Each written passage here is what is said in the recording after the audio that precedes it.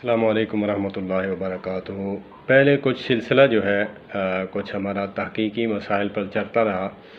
تو ایک کتاب ہے جس کا نام ہے حقوق رحمت للعالمین صلی اللہ تبارک و تعالی علیہ وآلہ وسلم۔ یہ کتاب ہے محمد اقبال قیلانی صاحب ہیں جنہوں نے لکھی ہے۔ تو میرا یہ ذوق ہے کہ میں آقا کریم علیہ الصلوۃ والسلام کی مداح بھی ساتھ ساتھ بیان کروں۔ ویسے تو کرتا رہتا ہوں، ہر مسلمان کا فرض بنتا ہے۔ تو اس میں کچھ جو پوائنٹس آئیں گے دلیل کی بنیاد پر وہ بھی دوں گا، اور جو کوئی ایسا ٹاپک ہوا جس میں مسلکی تعصب کے شکار ہم بن کر جو ہے ایک دوسروں پر الزام لگاتے ہیں، اس کی بھی انشاءاللہ اصلاح کرنے کی کوشش کروں گا۔ اللہ پاک میری اصلاح فرمائے۔ آیت کریمہ لکھی ہے پہلے، فلا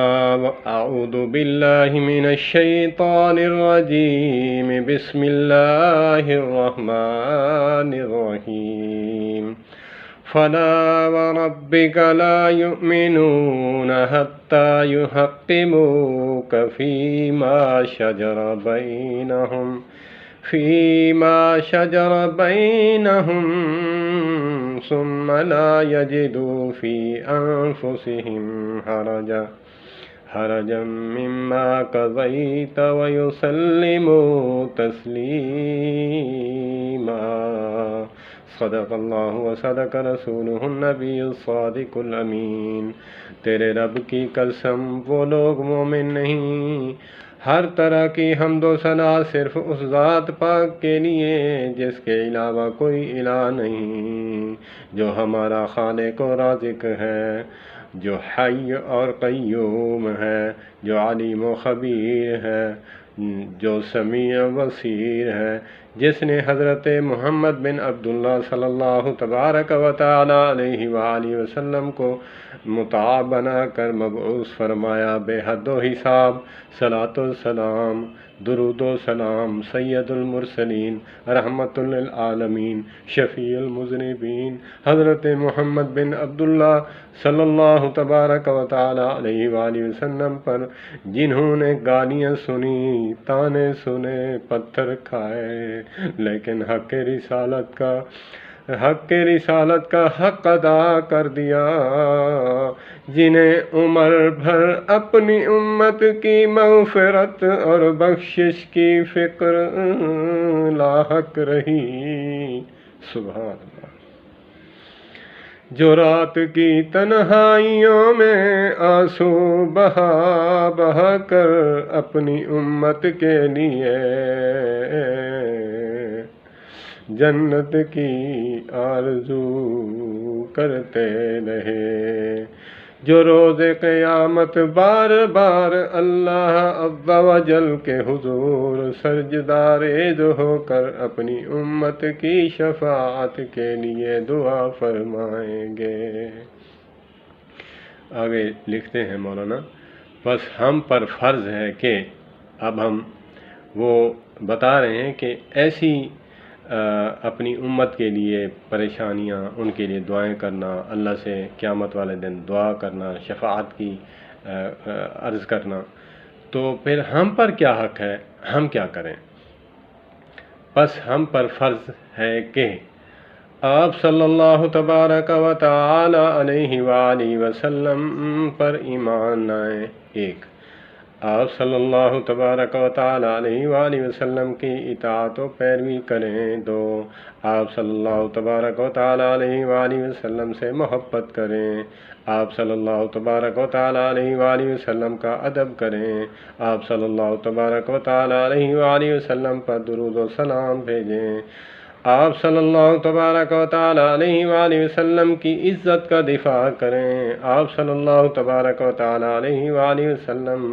کے دین کی نصرت کریں۔ آپ صلی اللہ تبارک و تعالی علیہ وآلہ وسلم کے اہل بیت اطہار اور صحابہ کرام رضوان اللہ علیہم اجمعین سے محبت کریں۔ آپ صلی اللہ تبارک و تعالی علیہ وآلہ وسلم کے دوستوں سے دوستی رکھیں اور ان کے دشمنوں سے دشمنی کریں،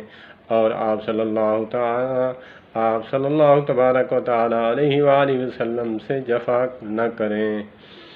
لیکن آگے لکھتے ہیں اے ہوش و خوش رکھنے والے، اے ہوش و خوش، اے ہوش و گوش رکھنے والو، اے بصیرت و بصارت رکھنے والو،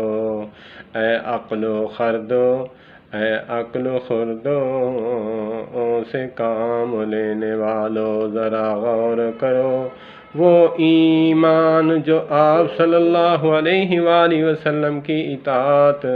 نہ سکھائے کس کام کا، وہ محبت جو آپ صلی اللہ علیہ وسلم کی سنت مطالعہ پر چلنا نہ سکھائے کس کام کی، وہ ادب جو آپ صلی اللہ علیہ وآلہ وسلم کی احادیث مبارکہ کے سامنے سر تسلیم خم کرنا نہ سکھائے کس کام کا، وہ صلاۃ و سلام جو آپ صلی اللہ علیہ وآلہ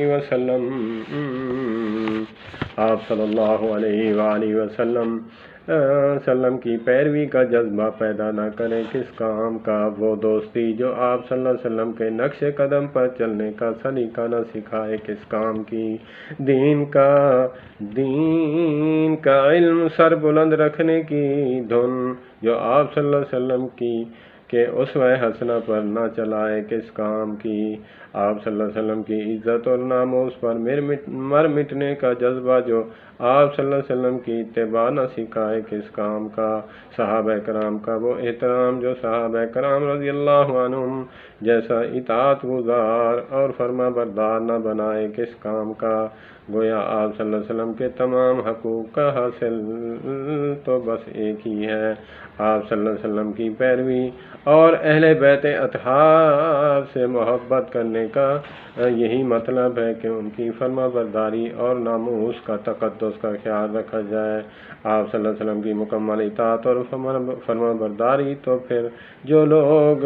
حیل و بہانوں سے جانتے بوجھتے آپ صلی اللہ علیہ وسلم کے فرامین اور فیصلوں کو پس پشت ڈالیں یا تعویلات اور توجیحات کے ذریعے جانتے بوجھتے آپ صلی اللہ علیہ وسلم کی سنت مطالعہ سے انحراف کریں، اللہ کی قسم وہ مومن ہی نہیں، اللہ تبارک و تعالی ارشاد فرماتے ہیں فَلَا وَرَبِّكَ لَا يُؤْمِنُونَ حَتَّى